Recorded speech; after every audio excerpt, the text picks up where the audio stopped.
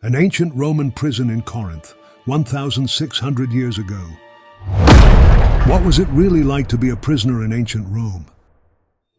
What secrets lie hidden in the walls of ancient Roman prisons?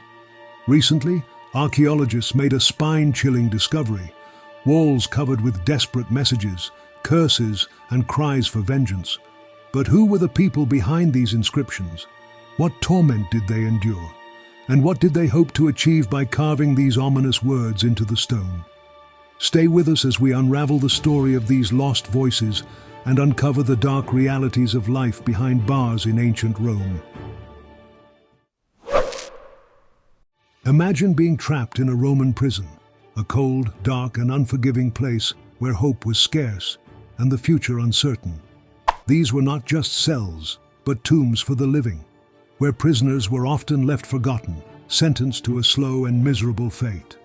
Recently, archaeologists uncovered haunting inscriptions within these cells, revealing the voices of those who suffered behind these walls.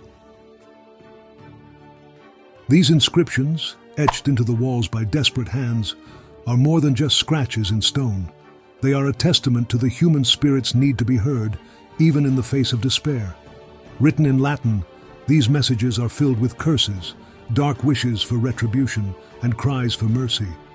One inscription ominously reads, "Let them have a terrible death," aimed at those who condemned or wronged the prisoner. But what drove these prisoners to carve such chilling words? Some were common criminals, while others were political prisoners, accused of defying the powerful Roman state. Many were trapped here without hope of release, and these inscriptions became their only way to fight back against the system that crushed them. Not all inscriptions on these prison walls were curses or cries for vengeance. One inscription, in particular, stands out, offering a glimpse into the minds of the prisoners that once inhabited these dark cells.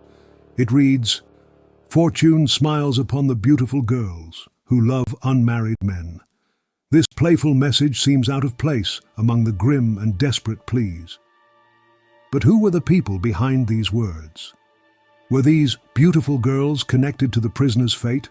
Or was this simply a fleeting thought etched into stone in a moment of longing or irony? The truth is, we know very little about these prisoners or what crimes they may have committed. Some inscriptions mention money, hinting that debt and financial ruin were common paths to imprisonment in the Roman Empire. But these weren't just ordinary criminals. Evidence suggests that some of these prisoners may have belonged to the intellectual elite of their time. Some inscriptions start with "Lord God," written in a specific manner with a line above the words, a mark characteristic of the learned, those who had formal training in reading and writing.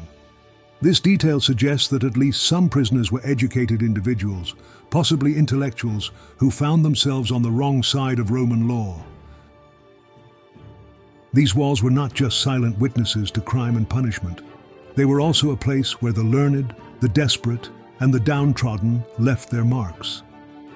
The writings reveal a hidden world where intellect clashed with confinement. And even in the darkest corners, the human spirit found a way to speak. One can only imagine the moment of frustration and fear when a prisoner, trapped in the darkness, picked up a sharp stone and began to carve.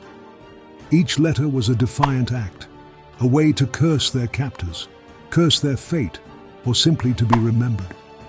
Some messages were aimed at the jailers, some at fellow prisoners, but most were expressions of anger and a thirst for revenge.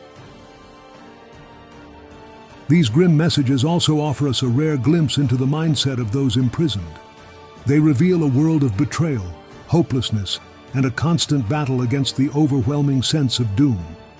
This was not just a punishment, it was a slow descent into madness. The prisoner's writings show a raw, unfiltered look at human emotion in the face of extreme adversity. Historians and archaeologists are piecing together the lives of these forgotten souls, uncovering stories that were meant to be buried forever. This discovery is more than just ancient graffiti. It's a powerful reminder of the human desire to be remembered, to have one's voice heard, even from the depths of despair.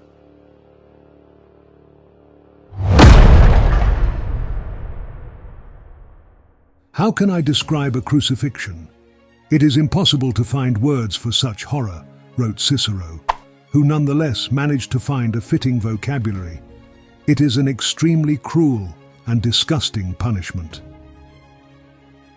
In ancient Rome, justice was often swift and brutal, with punishments tailored to fit the crime. Depending on the offense, the Romans employed a variety of death penalties.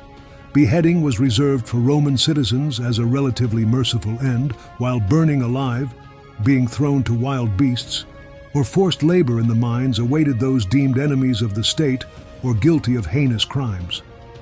But among the most infamous and horrifying punishments was crucifixion, a slow, agonizing death designed not just to kill, but to degrade and humiliate.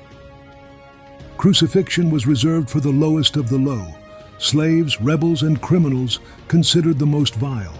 It was not just a method of execution, but a public spectacle, a warning to all who dared defy Roman authority. Victims were often flogged beforehand, their bodies weakened and bloodied. They were then forced to carry the heavy wooden crossbeam to the execution site, where they would be nailed or tied to the cross. The process was excruciatingly slow and deliberately drawn out. The nails driven through the wrists and feet were not meant to kill quickly, but to immobilize.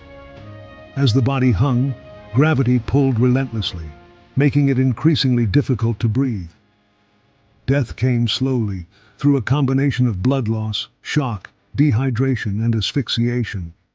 Some victims could linger for days, enduring unbearable pain under the relentless sun, surrounded by mocking crowds.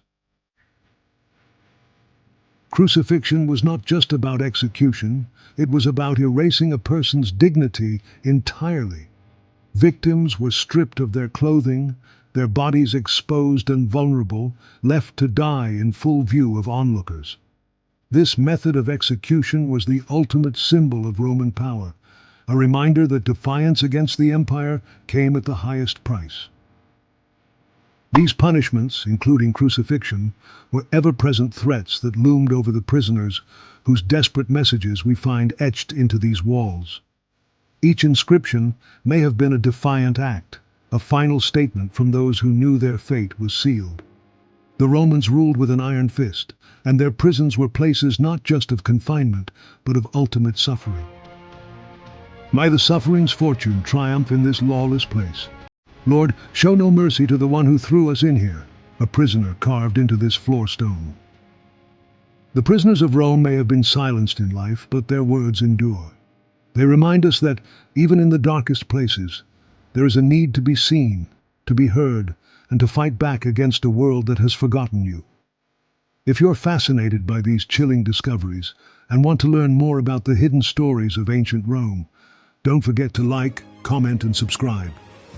Hit the notification bell to stay updated on all our latest videos. The secrets of the past are waiting to be uncovered.